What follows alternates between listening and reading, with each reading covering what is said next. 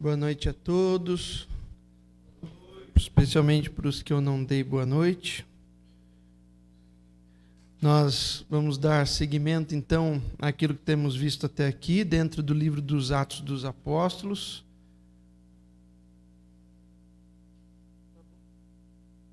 Obrigado. Para a primeira leitura, eu quero que os irmãos abram em Atos 6, nós vamos ler do verso 1 a 7.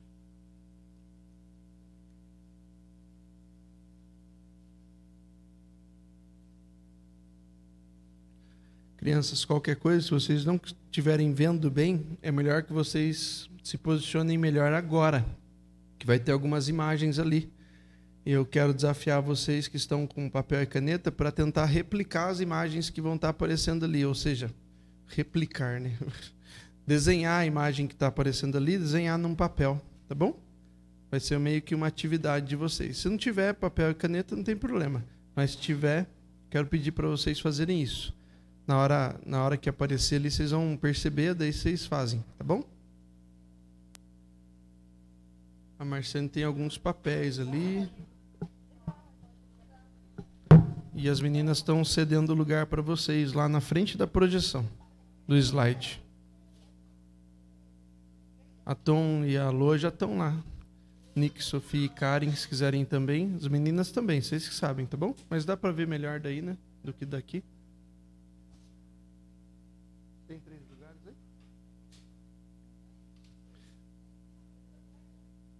Bom, vocês que sabem. Estou dando a chance aí. Mas então vamos lá, né? Nós estamos vendo o livro de Atos e nós escolhemos dar um salto dos capítulos 6 e 7 já para o 8.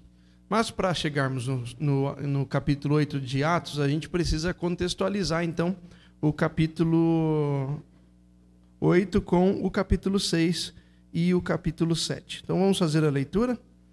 Nós podemos fazer a leitura de modo responsivo. Atos capítulo 6, dos versos 1 a 7. Diz assim, eu falei responsivo? Não, quis dizer uníssono. Vamos ler todos juntos. Diz a palavra. Ora, naqueles dias, multiplicando-se o número dos discípulos, houve murmuração dos helenistas contra os hebreus, porque as viúvas deles estavam sendo esquecidas na distribuição diária. Então os 12 convocaram a comunidade dos discípulos e disseram: não é razoável que nós abandonemos a palavra de Deus para servir às mesas. Mas, irmãos, escolhei dentre vós 7 homens de boa reputação, cheios do Espírito e de sabedoria, aos quais encarregaremos deste serviço. E quanto a nós, nos consagraremos à oração e ao ministério da palavra. A parecer agradar a toda a comunidade, e elegeram Estevão, homem cheio de fé e do Espírito Santo, Filipe, Prócoro, Nicanor, Timão, Pármenas e Nicolau, prosélito de Antioquia. Apresentaram-nos perante os apóstolos e estes, orando, lhes impuseram as mãos. Crescia a palavra de Deus e em Jerusalém se multiplicava o número dos discípulos, também muitíssimos sacerdotes obedeciam à fé. Ok. Pode ser o próximo slide?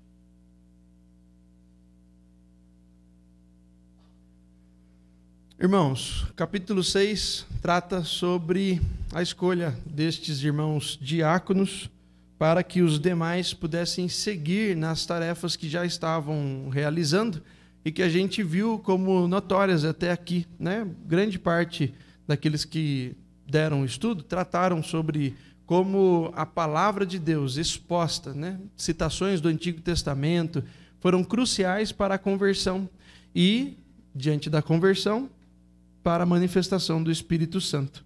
Então, diante desse entendimento, os apóstolos chegaram nesse consenso que não havia mais como permanecer daquele modo. A igreja precisava se estruturar melhor e para que ela funcionasse melhor, então, na assistência dos necessitados, foram escolhidos estes diáconos que nós citamos aqui, mas eu quero chamar a atenção de vocês para 2 nomes, Estevão e Filipe. Ok? No capítulo 7, trata sobre a pregação e morte do diácono Estevão, que mostra conhecer bem a história da redenção.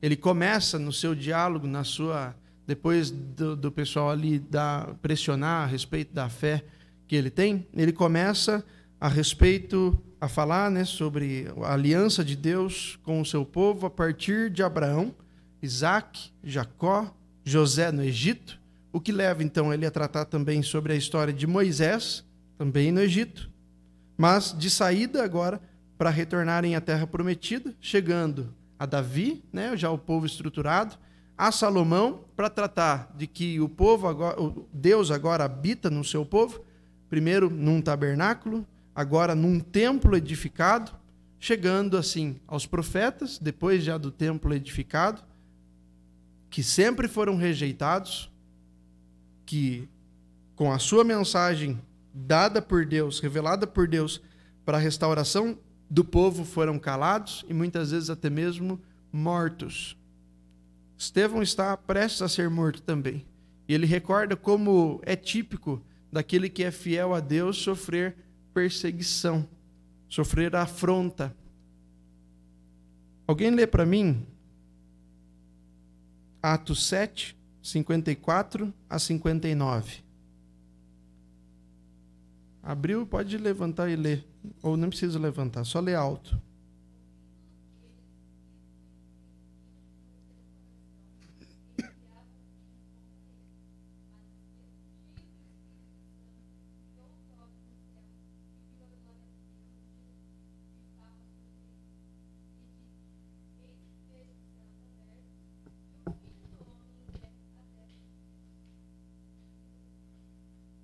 Cinquenta e nove?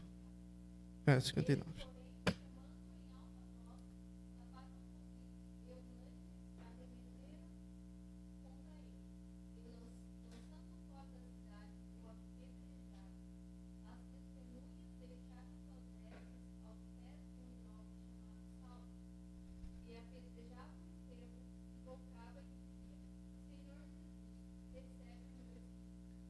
Interessante que a ira deles foi provocada diante de um tema, de um assunto que eles mesmos conheciam, professavam, mas não viam serem cumpridos ou ter sido cumprido na pessoa de Jesus.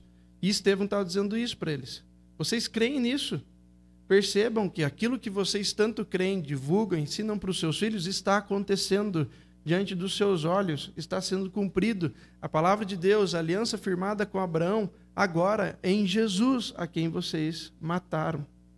Eles se enfurecem, eles não dão voz, não dão ouvidos, né, à voz de Estevão, mas se enfurecem. E depois dessas palavras, o diácono pregador é morto por apedrejamento. Isso aconteceu a partir de uma possível ordem de Saulo. Mais à frente ele vai dizer que consentiu, ele mesmo diz que consentiu na morte de Estevão, mas aqui esse texto também fala sobre isso. Ele recebe as vestes dos executores. Isso, para alguns historiadores, é uma confirmação de que ele fazia parte ou dos mandatários daquele ato, ou de alguém que estava ali consolidando, dando apoio como uma liderança, apesar da sua juventude. Leia alguém, por favor, do verso 60 até o capítulo 8, verso 3.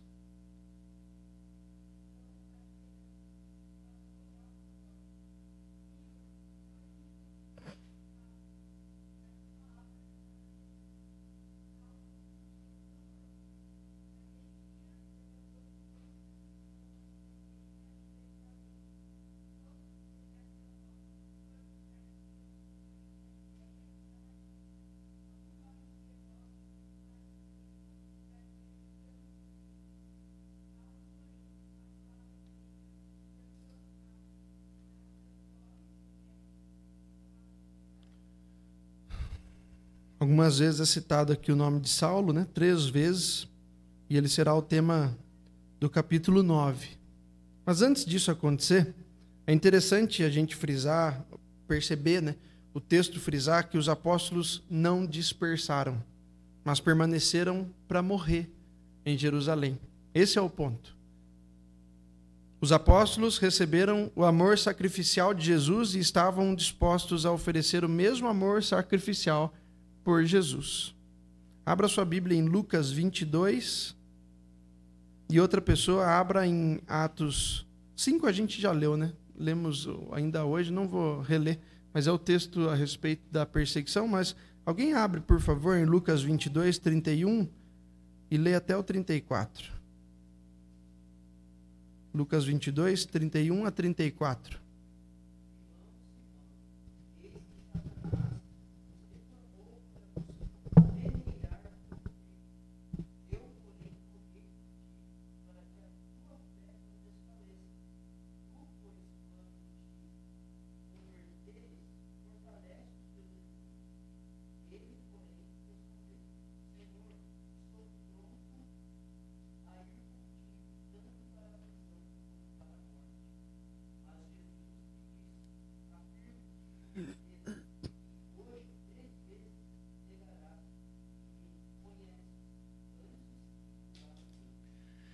Esse é um texto que foi citado também em alguns momentos, em algumas palestras, porque texto é um personagem impressionante aqui nesse começo do livro de Atos. É incrível o que Deus opera na sua vida, depois de tantas falhas que Pedro reage, né, contra Jesus em alguns momentos, e também diante daquele soldado, né, talhando a orelha dele, sendo repreendido por Jesus e dizendo que ele estaria com Cristo até a morte, mas Cristo diz: você não vai estar comigo na minha morte, você vai me negar.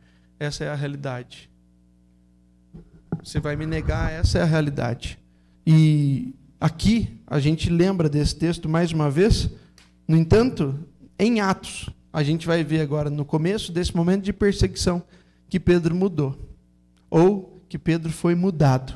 E quem mudou Pedro foi o Espírito Santo, que lhe deu poder para testemunhar a respeito de Jesus, aquele em quem ele crê agora.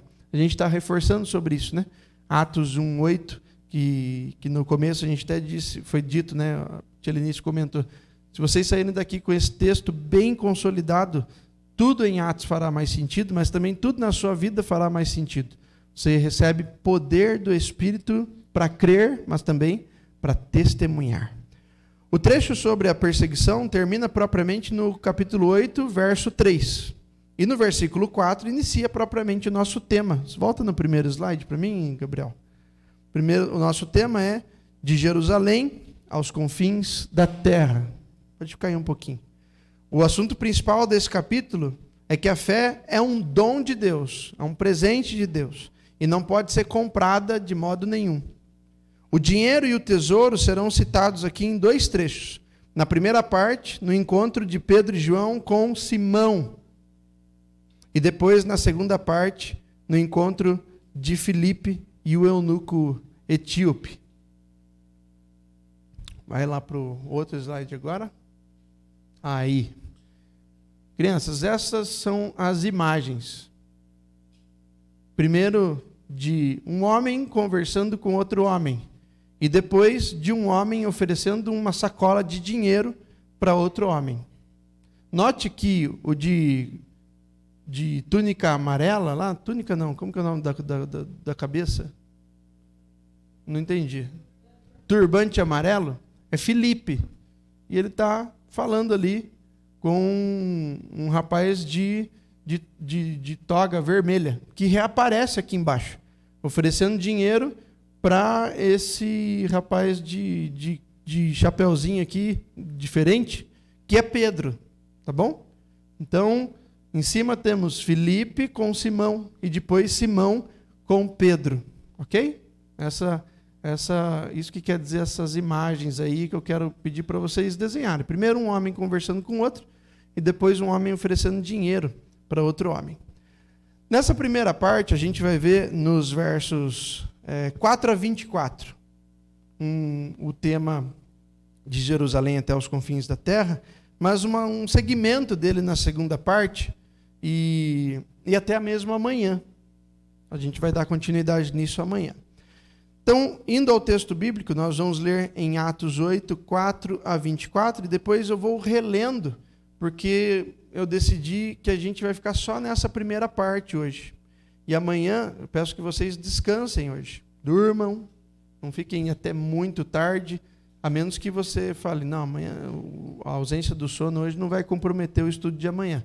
Mas se você acha que está com muito sono, muito cansado, amanhã a gente vai ter 2 estudos bem pesados. Então, eu peço para que vocês hoje, né, a gente se preparou para isso, né, para passar esses estudos. Então, diante das más experiências nas 2 últimas noites, hoje a gente vai suprimir um pouquinho, mas a gente vai exigir muito amanhã cedo.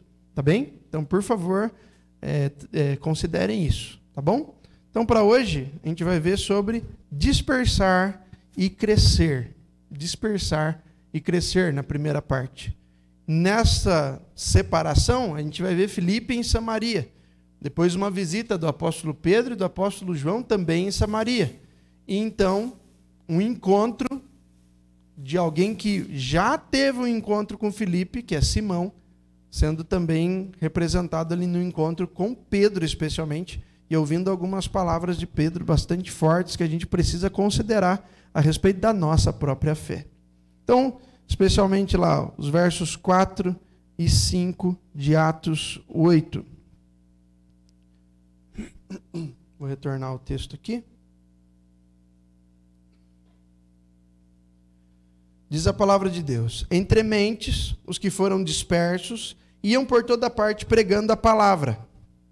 Filipe, descendo a cidade de Samaria, anunciava-lhes a Cristo. Grave bem essa frase. Anunciava-lhes a Cristo. Sobre o que Filipe falava? É uma pergunta. Sobre o que Filipe falava? Sobre Cristo. Certo? Sobre Cristo. Eu sei que o estudo da noite é mais difícil, então, quando eu fizer pergunta, responda, vai te ajudar a ficar ligado aí. O quê?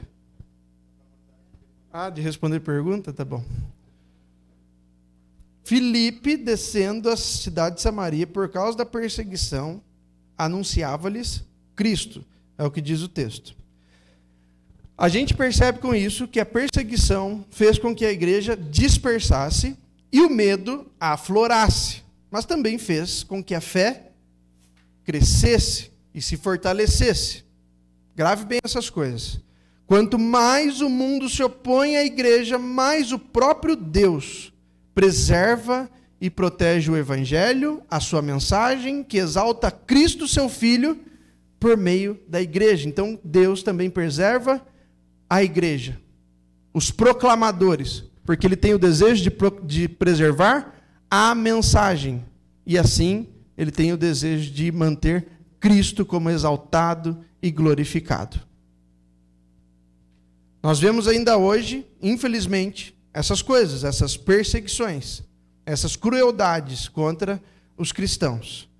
Imediatamente após os primeiros ataques da Rússia contra a Ucrânia, Amanda citou isso hoje aqui, pelo noticiário do Portas Abertas, uma organização missionária, nós fomos notificados do seguinte, a nota do Portas Abertas. Na noite desta quarta-feira, 23, o presidente da Rússia, Vladimir Putin, anunciou o início de uma operação militar no leste da Ucrânia e várias cidades, inclusive a capital Kiev, já foram bombardeadas. Apesar de temer a invasão russa na Ucrânia, igrejas no país dizem que já estão preparadas para atuar secretamente, visto que historicamente já enfrentaram perseguição sob União Soviética, o que era a antiga Rússia, atual Rússia. Nossos irmãos ucranianos precisam das nossas orações para permanecerem firmes nessa situação. Clame para que Deus lhes dê força e sabedoria para saber como agir. Esta foi a nota do Portas Abertas. E junto com esta nota veio uma mensagem, uma palavra do pastor, o pastor Yaroslav Pizzi. Yaroslav Pizzi. A igreja na Ucrânia não esqueceu o que significa ser perseguida, foi o que disse o pastor Yaroslav. Vamos nos reorganizar e continuar fazendo o que sempre fizemos, que é pregar o evangelho. E nesta frase tão pequena, ele justifica o motivo de não sair da Ucrânia durante os ataques russos. Nós vamos continuar aqui, fazendo o que sempre fizemos. Vamos nos reorganizar e continuar aqui. E pressupõe que ele tem no coração o entendimento de que é para aquele país, o próprio país, que Deus o chamou para pregar o Evangelho, para viver o Evangelho. E apesar das dificuldades, permanecer ali fazendo aquilo que ele foi chamado para fazer. Bastante interessante, né? Pensar que existe alguém que de fato pensa como os apóstolos também pensaram. Porque eles estavam sendo perseguidos em Jerusalém, mas não foram dispersos, eles continuaram ali. Eles meio que dispersam alguns, talvez com o intuito de protegê-los, nós não sabemos, mas eles ficam ali. A perseguição, e não um planejamento estratégico, foi o motivo do primeiro impulso missionário na igreja. O interessante, no entanto, é que o espalhar dos cristãos não é um sinônimo de acuamento. Mesmo os que foram dispersos, seja por qual motivo for, proteção por parte dos apóstolos ou simplesmente fuga, eles não foram acuados, mas eles levaram consigo a mesma mensagem que os resgatou lá de onde eles vieram. E assim Filipe chega em Samaria, e depois dele Pedro e João, pois os apóstolos ficaram em Jerusalém, como eu disse.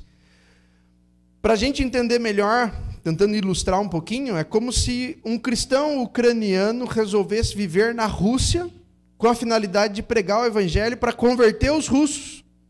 Um povo com quem ele não tem familiaridade. Ele não sente amor por aquele povo. Não é possível, porque aquele povo oprimiu o seu povo. Portanto, um cristão judeu, o Filipe, evitaria a Samaria. Ele não iria para a Samaria, mas ele a evitaria a todo custo. Porque ele considerava, como judeu, aquele território, aquelas pessoas como impuras. Aqueles habitantes como indignos, porque eles casaram no passado, eles se misturaram com outros povos, especialmente com os assírios. Isso está lá em 2 Reis, capítulo 17. Se você quiser entender sobre o porquê os judeus não se davam com os samaritanos, leia 2 Reis 17. Mas não é o que Filipe faz. Filipe não é mais um judeu. Ele é um israelense, mas ele não é mais judeu. Ele é cristão. E o seu cristianismo já o transformou. E faz com que ele vá para um território com pessoas impuras, indignas, mas ali pregue o evangelho de Cristo. E este é um sinal no texto de Atos, de que a nova aliança firmada em Cristo alcança todas as nações, mesmo aqueles povos mais impuros, mais perversos, e aqui eu quero dizer, mesmo os brasileiros, mesmo os mais promíscuos, como são os brasileiros, mesmo os mais pornográficos, como são os brasileiros. O Evangelho nos alcançou. O Evangelho alcançou você e a mim. Versos 6 a 13 de Atos 8, diz a palavra: as multidões atendiam unânimes às coisas que Filipe dizia, ouvindo-as e vendo os sinais que ele operava, pois os espíritos imundos de muitos possessos saíam gritando em alta voz, e muitos paralíticos e coxos foram curados, e houve grande alegria naquela cidade.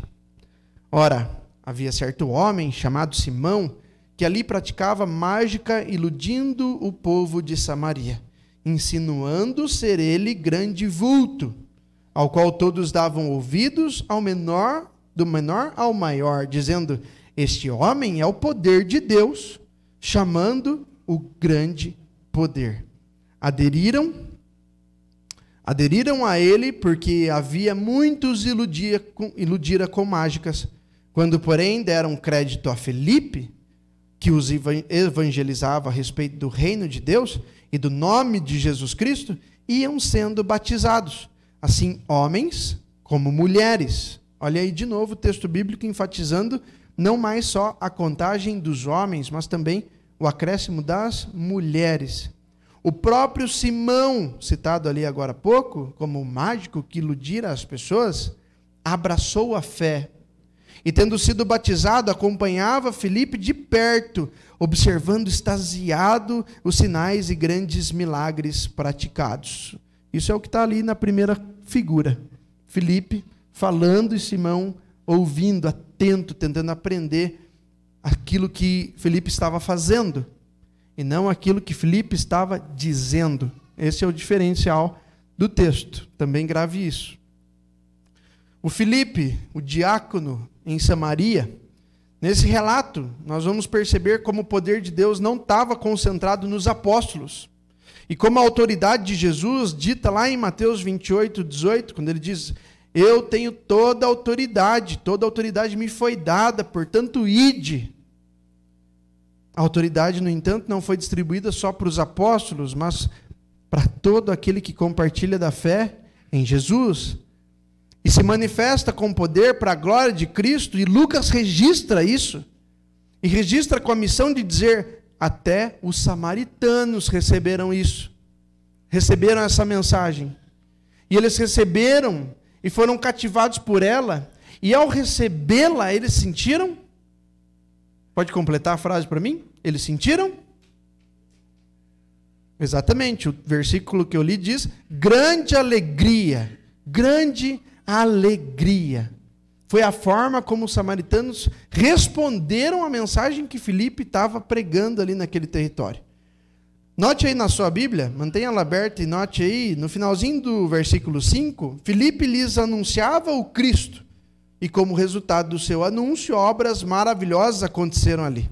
E isso ensina muito para a gente, ou para você, que quer muito participar de momentos maravilhosos da parte de Deus, de momentos únicos, extasiantes, momentos de milagres, momentos de revelação, de visão, de sonho. Tudo isso que você olha no Antigo Testamento e fica pensando: nossa, que incrível. Daí vem que em Atos acontecia algumas coisas parecidas e fala: uau, que incrível. Eu quero isso para mim, Deus. Me dá visões, me dá dons. Eu quero curar as pessoas. Por quê? Por que você quer curar as pessoas? O que você faria com esse poder de curar as pessoas? Se Deus não quer curá-las, por que você acha que Ele te daria esse poder para curá-las? Isso ensina, então, aos que querem obras maravilhosas ou dons extraordinários em seu meio, mas se mantêm calados na execução ou na propagação da mensagem, que eles fazem justamente ao contrário do que aquilo que estavam fazendo tanto os apóstolos, como até mesmo os dois diáconos citados aqui, Estevão e Filipe. Nos versos 6 e 7, isso é demonstrado. Na sequência, o texto vai relacionar as obras de Filipe com as obras de Simão, que praticava magia, a quem todas as pessoas admiravam e atribuíam ser um grande homem, ou um homem de grande poder. Isso está lá no verso 10. E isso é típico numa região como a Samaria. Samaria é uma região sincrética. Eles tiveram tanto a saída de judeus dali, judeus samaritanos que adoravam no Monte Gerizim, lá para a Síria, e depois de 3 anos voltaram para lá. Quanto ali também, depois desse momento, nunca mais eles conseguiram manter uma só mensagem, ou um só povo. Eles sempre trabalhavam dentro de um sincretismo. E depois de 17 séculos, muitíssimo tempo, 7 séculos, mais de 700 anos depois, eles conviviam ainda com pagãos no meio deles. E receber um mágico era um atrativo tranquilo. Eles não estavam nem recordando o que Deus falava a respeito de pessoas que iludiam outras pessoas com a magia. O texto não trata qual era a diferença das obras de Filipe e de Simão, mas a gente sabe o que os apóstolos e, por sua vez, o que os diáconos também faziam, e era muito diferente do que Simão conseguia fazer. Todos repararam que era uma drástica diferença naquilo que Simão fazia até aquele dia e aquilo que Filipe começou a fazer. Porque até no verso 11, olha aí, no verso 11, Simão é relatado como alguém que iludia as pessoas com ilusionismo ou mágicas, não com curas ou milagres. Enquanto Filipe pregava o evangelho, note a referência inicial, de que ele pregava Cristo, pregava o evangelho do reino de Deus e do nome de Jesus Cristo, batizando tanto homens quanto mulheres. Esta é a ênfase do texto. Ele pregava. E junto à pregação, e não o contrário, coisas maravilhosas aconteciam, nos versos 11 e 12. A pregação de Filipe, não as obras maravilhosas, fez com que homens e mulheres fossem batizados. Eles responderam à mensagem, mas não responderam aos milagres. Isso é muito curioso também. Na sua pregação, Filipe não inovou.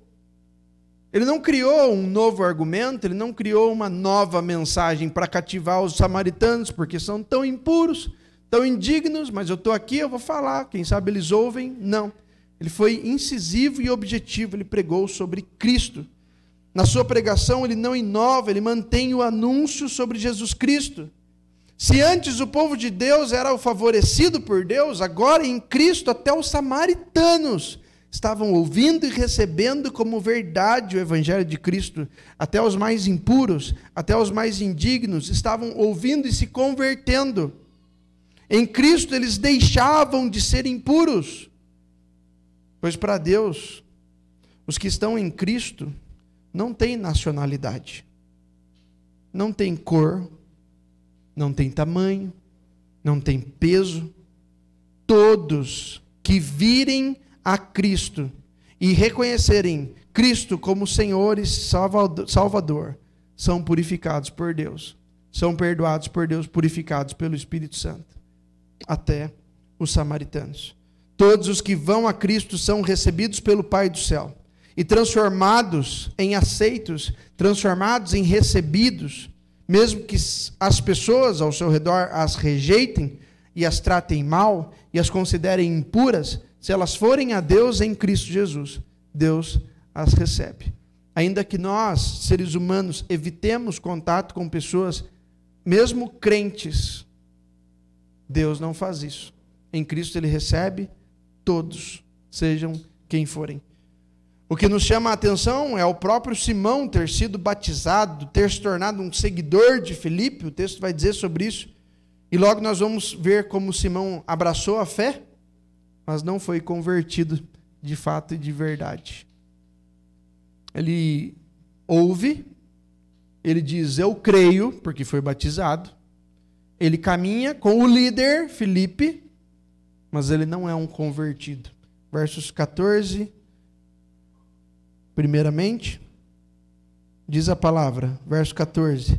Ouvindo os apóstolos que estavam em Jerusalém, que Samaria recebera a palavra de Deus, enviaram-lhe Pedro e João. Primeiramente, verso 14. Nisso, nós notamos que Filipe não é um pregador itinerante, independente de igreja. Ele não está criando a igreja dos samaritanos cristãos. Ele está debaixo de uma autoridade. Ele está debaixo de uma hierarquia, de liderança. Ele pertence à igreja apostólica. Uma prática comum da igreja apostólica, da igreja primitiva, que a gente vai ver no livro de Atos e também em algumas cartas, é a visita dos apóstolos para testificar que o evangelho pregado testemunha realmente de Cristo. Eles foram lá para ver se aquilo que Filipe estava falando condizia com aquilo que ele ouviu, ou se ele estava inovando. E se ele estava falando sobre Cristo, eles iam também testemunhar que aquela igreja que estava nascendo ali em Samaria era de fato uma igreja de Cristo Jesus. Eles iam fiscalizar, mas também abençoar, ou fiscalizar e restaurar para então abençoar. Pedro e João vão para lá. Se de fato a mensagem transmitida é a verdade, e de fato Filipe pregou o reino de Deus, o reino do evangelho de Cristo, as pessoas responderam positivamente, foram batizadas, e isso foi confirmado por Pedro e João. Versos 15 a 17. Pedro e João, os quais descendo para lá, oraram por eles para que recebessem o Espírito Santo. Porquanto não havia ainda descido sobre nenhum deles, mas somente haviam sido batizados em nome do Senhor Jesus. Então, lhes impunham as mãos e recebiam estes o Espírito Santo. Quanto ao recebimento do Espírito Santo, né, que chama a nossa atenção aí. não ocorrido no batismo, mas com a imposição dos apóstolos enviados até lá. A gente pode perceber como a autoridade da igreja ainda estava restrita aos apóstolos. Filipe tinha autoridade de pregar, tinha autoridade de batizar, mas, por um motivo específico, ele não tinha um poder de conceder o Espírito Santo que os apóstolos tinham na imposição de mãos. Com a imposição de mãos dos apóstolos que foram enviados pela igreja de Jerusalém para Samaria, nós podemos perceber como a autoridade da igreja ainda estava restrita aos apóstolos, mas existe algo a mais aqui. Se Filipe, irmãos, chegasse em Jerusalém, depois desse tempo na Samaria, notificando que batizou e o Espírito foi derramado em Samaria, os apóstolos iam desconfiar do ministério de Filipe. Eles iam falar: Filipe, não é assim que acontece, não é esse o padrão, muito menos em Samaria, porque nós sabemos bem quem são os samaritanos. Os samaritanos eram aquele povo que eles não deveriam nem sequer citar o nome. Vocês vão lembrar da parábola do... Ai, gente, a parábola do bom samaritano. Quando Jesus pergunta quem agiu bem, aí, ao invés de falar o samaritano, os fariseus disseram aquele que ajudou. Eles nem sequer citam o nome ou a raça, né? O território deles, porque eles são impuros, eles são indignos, eles não podem receber nada de bom. E Filipe, como um judeu, mesmo assim, agora convertido ao cristianismo, ele vai para lá. E se ele trouxesse uma notícia, é muito provável que os apóstolos dessem um passo atrás. Mas como que eu sei disso? No capítulo 11, eles fazem isso. No capítulo 11, vai ser percebido, vai ser narrado por Lucas, né? É isso que eu quero dizer, que Barnabé foi enviado para investigar, por exemplo, os gentios convertidos em Antioquia. Damasco ficava um pouquinho para cima, Antioquia um pouquinho para a esquerda, quando você olha para o mapa assim, e lá alguns gentios foram convertidos, e eles enviam Barnabé. Barnabé, vai lá fiscalizar isso. Vê se isso é verdade. Porque não é possível. Não é possível. Não tem como.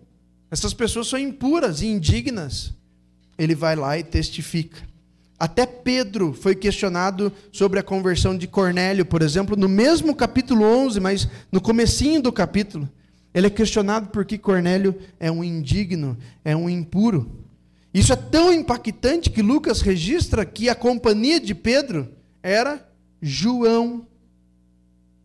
João, junto com Tiago, não muito tempo atrás, perguntou bem assim para Jesus, se era do agrado de Jesus que ele e o seu irmão mandassem fogo do céu para eliminar os samaritanos. Alguém abre aí em Lucas 9, 54. Lucas 9, 54. Quem abriu, lê, por favor.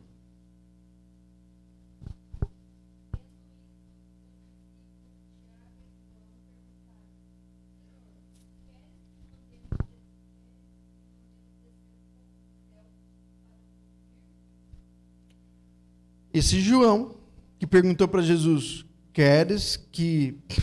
é muita ousadia, né? Mas enfim, queres que mandemos fogo do céu para os consumir? Quem? Os samaritanos. Agora ele está sendo enviado com Pedro para fiscalizar, mas também abençoar e mais, na imposição de mãos, conceder o Espírito Santo para esses impuros e indignos. Talvez seja por isso que Jesus os chamava de Boanerges, que significa filhos do trovão. Isso está lá em Marcos 3,17.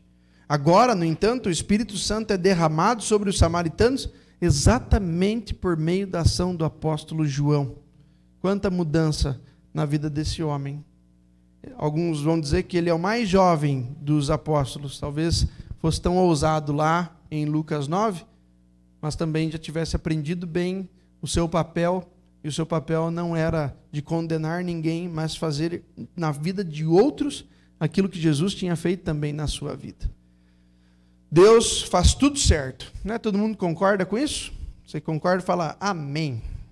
Isso, bem crente. Amém. Deus faz tudo certo. E ele estabeleceu uma conexão entre judeus e samaritanos que jamais seria realizado de outra forma.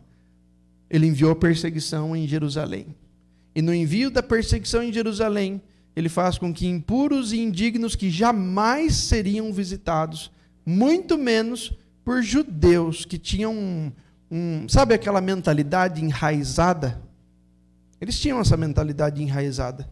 E da Samaria não podia vir nada de bom, muito menos ir coisa boa para lá. Eles não seriam recebidos bem, nem receberiam bem também a mensagem do Senhor.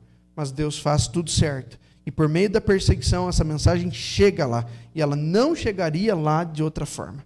Agora a igreja de Jerusalém e a igreja de Samaria constituíam um só povo. Eles eram cristãos. Diante disso, o derramar do Espírito Santo sobre os samaritanos é um fato importantíssimo nesse relato, porque ele vai demonstrar a igualdade entre os cristãos.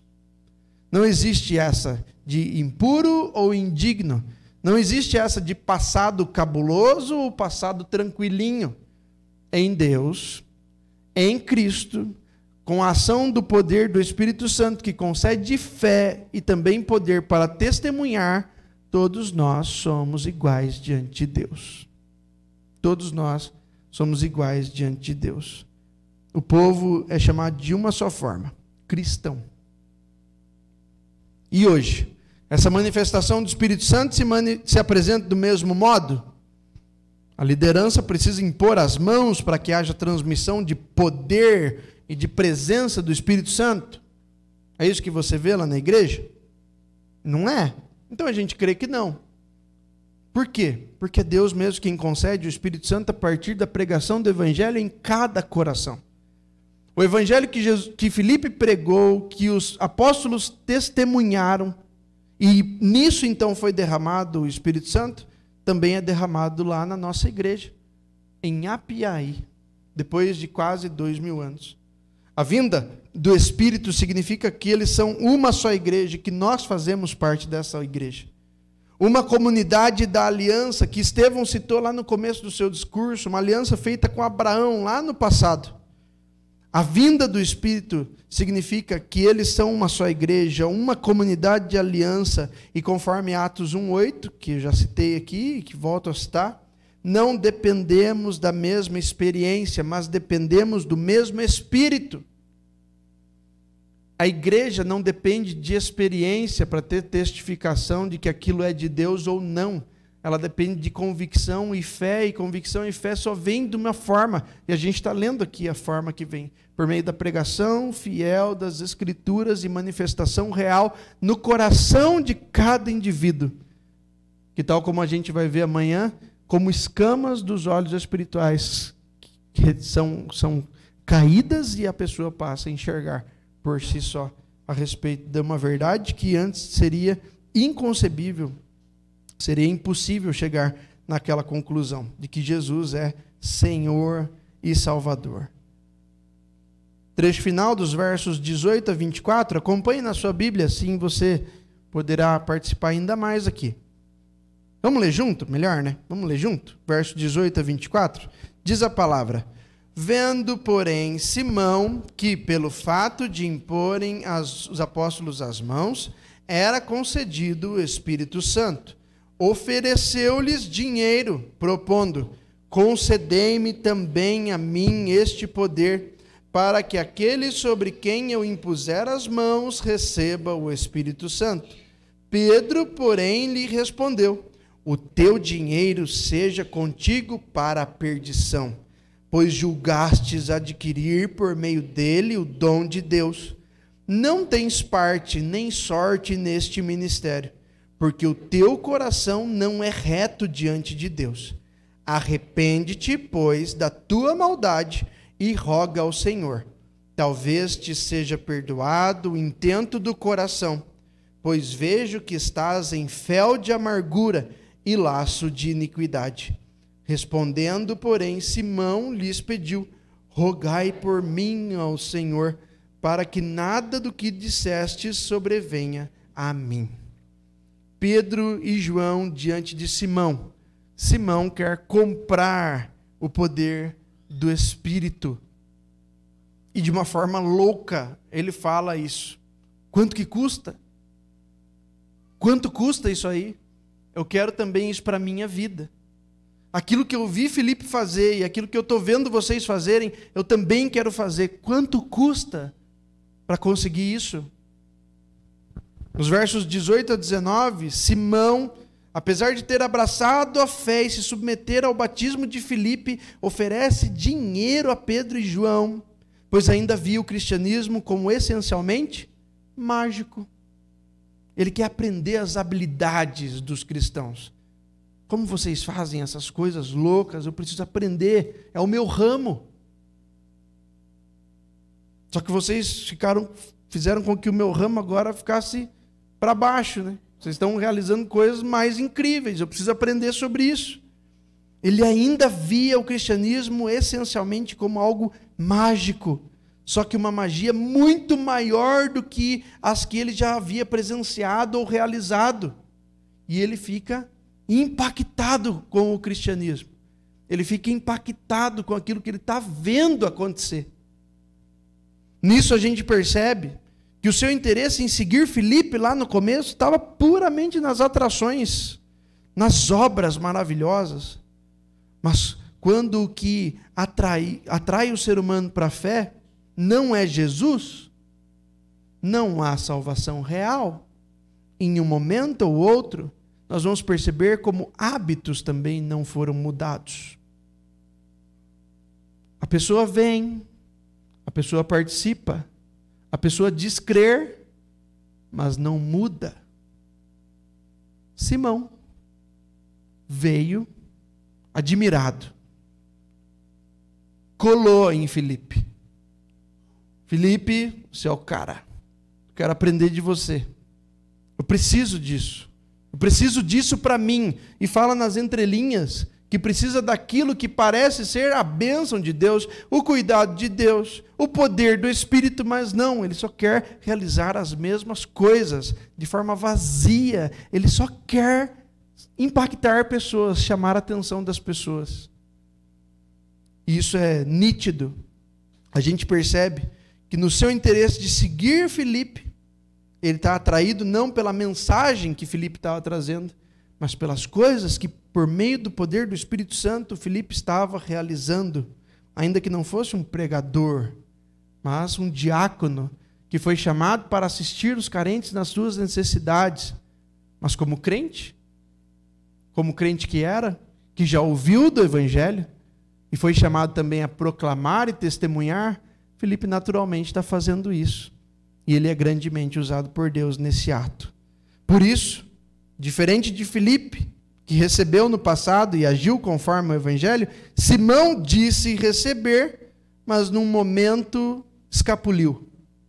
Escapou aquilo que estava no seu coração. Jesus Cristo não é tão interessante.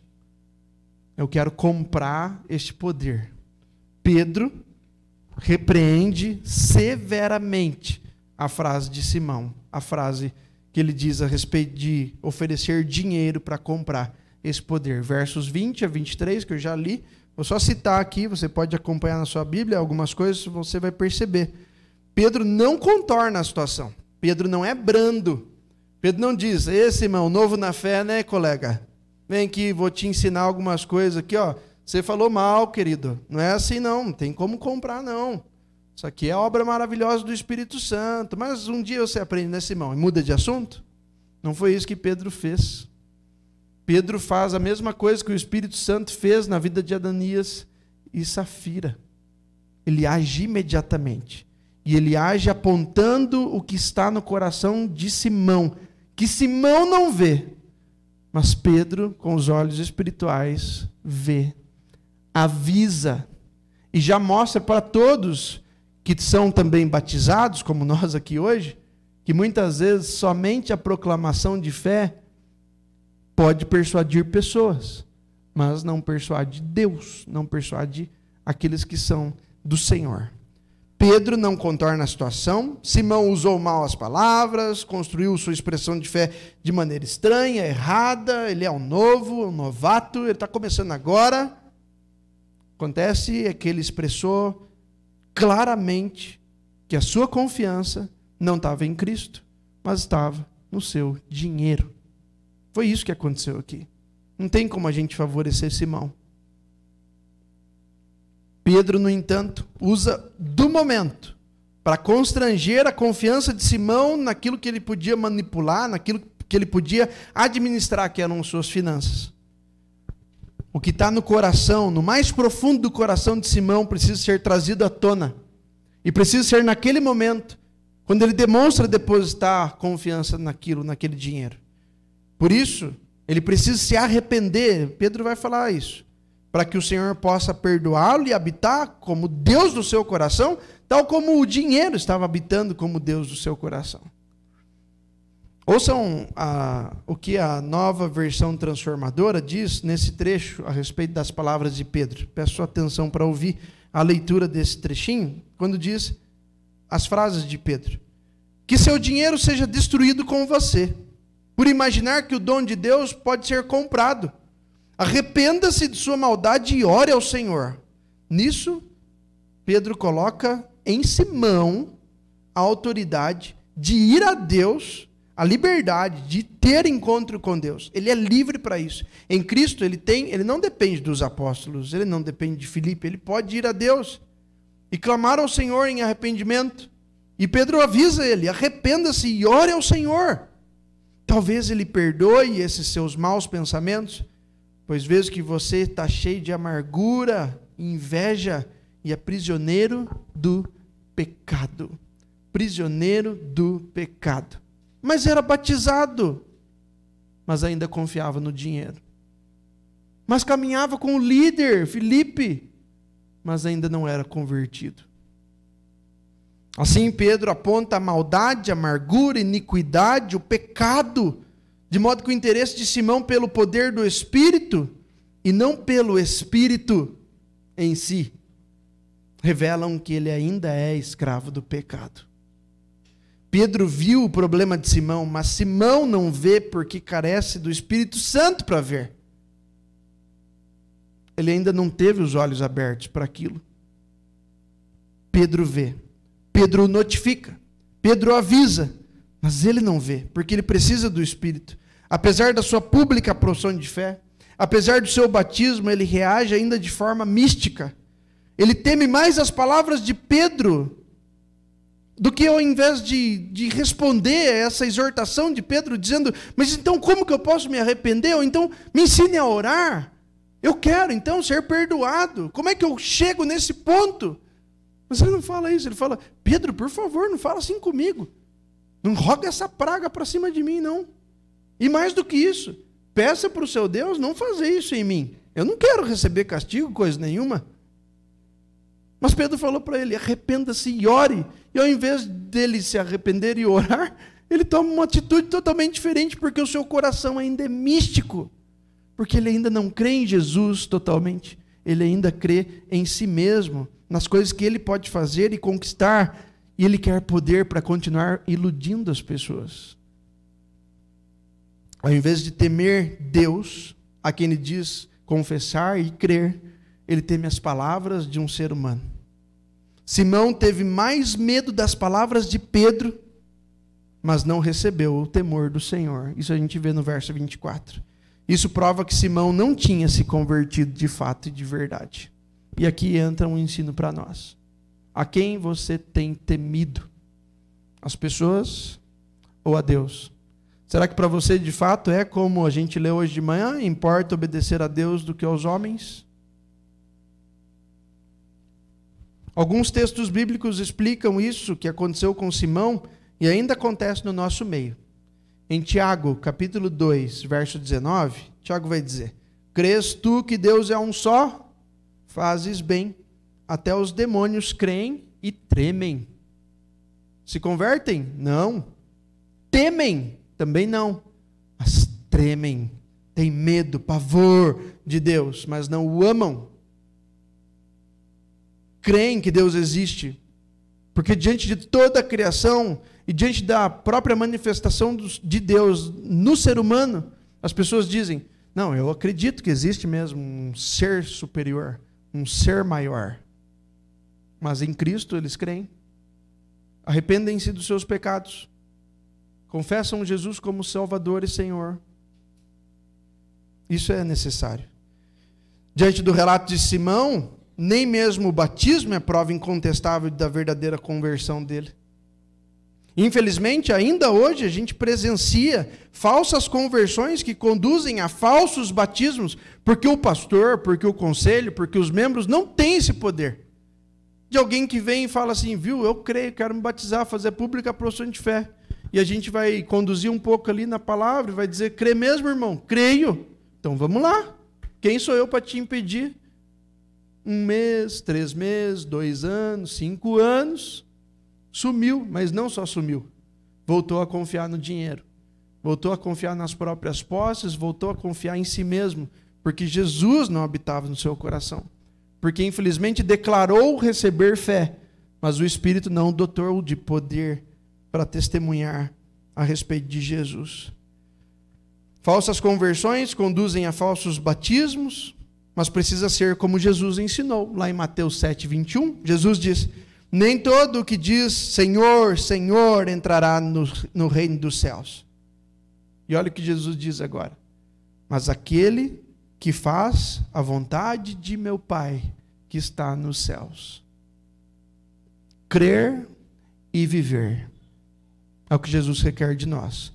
Conversões autênticas produzem mudanças de vida diária.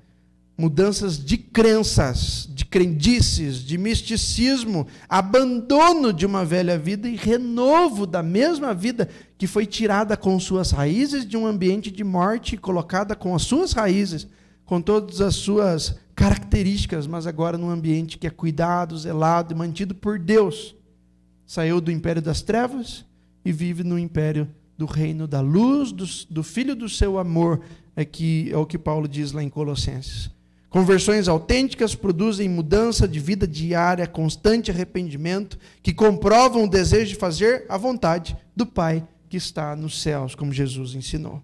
Nós louvamos a Deus porque, tal como em Samaria, Simão é uma minoria no nosso meio, quando comparado com muitos que se convertem e vêm ao Evangelho, e isso acontece, por exemplo, no verso 25.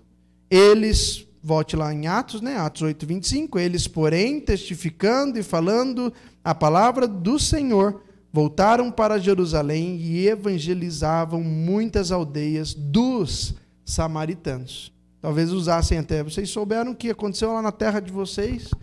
Vocês souberam o que aconteceu lá onde nós achávamos que era tudo impuro e vazio e indignidade? Cristo está sendo revelado lá. E as pessoas estão se convertendo. Próximo slide, por favor. Chegamos às considerações finais dessa primeira parte, que eu alonguei um pouquinho, porque era só ela. Amanhã vou condensar as duas partes, tá bom? Concluindo então essa primeira parte, a gente aprende que a fé precisa criar raízes no coração e produzir arrependimento, para que ainda que venha sobre nós perseguição, nós não deixemos de viver o Evangelho. E isso a gente aprende com Estevão, mas também aprende com Filipe. Estevão é um fiel até a morte que recebe a coroa da vida. Filipe é um fiel até diante dos impuros e indignos. Certamente recebeu a coroa da vida, não precisou ser martirizado, mas correu grande risco ali em Samaria. Apesar de não estarem em suas funções principais, porque eram diáconos, não eram proclamadores, apóstolos, pregadores do Evangelho, mas eram diáconos, no entanto, eram crentes. E como crentes, eles compartilharam da mensagem. Eles jamais se calaram. E nisso a gente aprende que a verdadeira fé no Evangelho exige que dependamos de Cristo para a nossa salvação, para o nosso arrependimento dos pecados. E não pode ser compartilhado da nossa boca uma outra mensagem, mas sempre a mesma, que nós recebemos. Aquilo que vimos e ouvimos também passamos, compartilhamos. Você não precisa inovar na sua evangelização, mas você fala daquilo que você ouviu. Você fala daquilo que você crê. Não podemos nos aproximar de Deus de nenhuma outra forma, senão pela fé em Cristo. Simão queria ser salvo do castigo do pecado. E ele fala para Pedro, Pedro, peça para Deus para que isso não aconteça comigo. Mas Pedro falou para ele, arrependa-se e ore, você, clame ao Senhor, talvez o Senhor tenha misericórdia da sua vida. Mas Ele não faz isso. Não faz isso porque não crê. Simão queria ser salvo do castigo do pecado, mas ainda não estava arrependido dos seus pecados, nem havia dobrado seus joelhos para Jesus. Por isso ele não ora pela sua própria conversão. Por isso ele não ora em arrependimento. Só teme as palavras de Pedro, mas não tem temor de Deus na sua vida.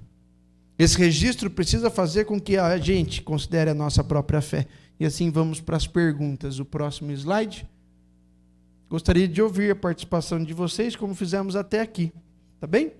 Primeira pergunta diz: de que maneira essa passagem influencia sua forma de ver a perseguição pessoal ou a igreja e de reagir a ela?